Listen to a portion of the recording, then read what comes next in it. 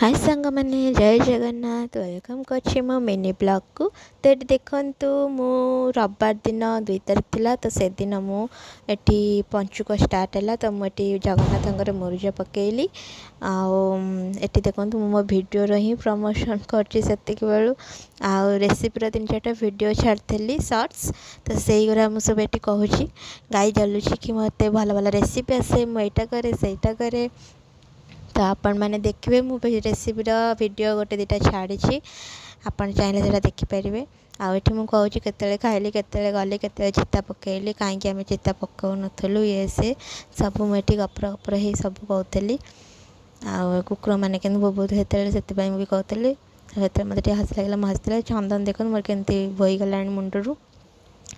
आठी भोग आम जो 21 था भोग बंटा ना तो समस्त घर भोग बांटी देली आम रात खाईदेलु ये सेकेंड पाली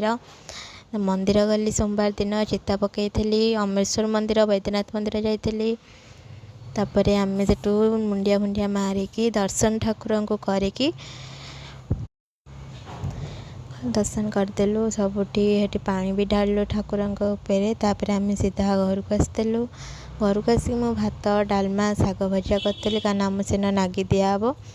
तो आम नागी देकी निजे खाई रात में पिठा तरकारी खाइली यहाँ 3rd दिन मो बजरंग बाली चिता रंगोली करी ये कहती हाय गाइस ऐसे